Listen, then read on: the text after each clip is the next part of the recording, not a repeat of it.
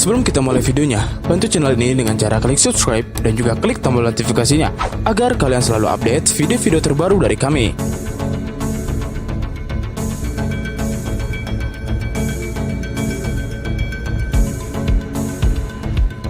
Radar merupakan singkatan dari Radio Detection and Ranging. Alat ini vital bagi keamanan sebuah negara. Biasanya dipasang baik untuk tujuan pertahanan maupun keselamatan penerbangan sivil. Secara umum, cara kerja radar adalah membantu petugas ATC melihat posisi pesawat sehingga dapat mengatur lalu lintas pesawat. Selain itu juga ada pusat pengaturan rute dan terminal radar approaches. Petugas di menara pengawas memberi instruksi dan petunjuk kepada pilot sehingga antara pesawat yang satu dengan yang lain memiliki rentang yang cukup.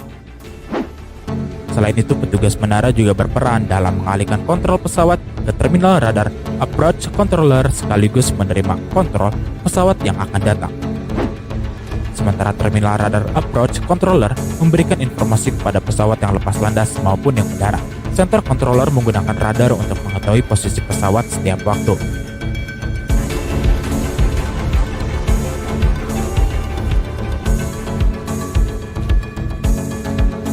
Sebetulnya, radar bisa digunakan di sekitar kita, hanya saja tidak terlalu menyadari. ATC menggunakan radar untuk mengetahui posisi pesawat di darat dan di udara sekaligus menuntun agar bisa mendarat. Untuk di negara maju, polisi menggunakan radar untuk mendeteksi kecepatan kendaraan yang lewat. NASA menggunakan radar untuk memetakan bumi dan planet lain.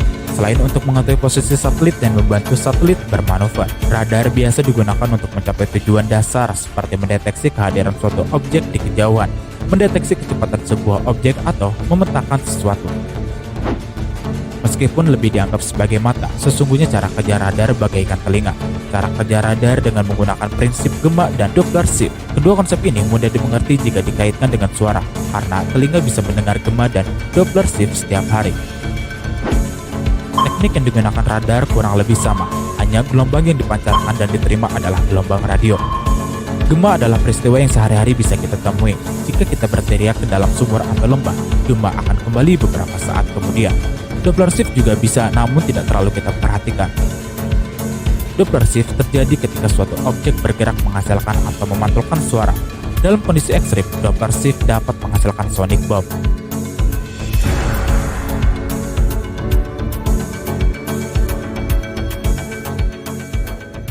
Pada umumnya, cara kerja radar adalah dengan mengaktifkan transmitter. Transmitter atau pemancar ini memancarkan gelombang radio pendek berfrekuensi tinggi dan dengan intensitas yang tinggi pula. Burst berlangsung dalam hitungan mikrosekund.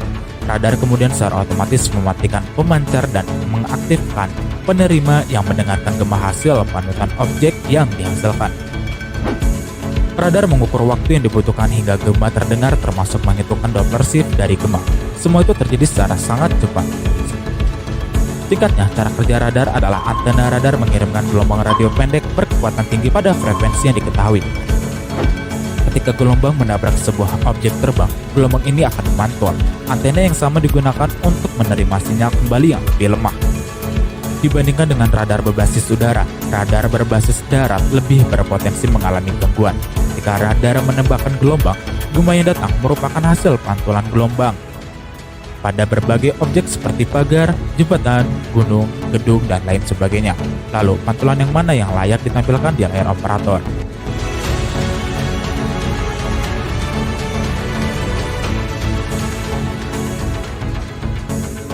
Demikianlah penjelasan sederhana cara kerja radar.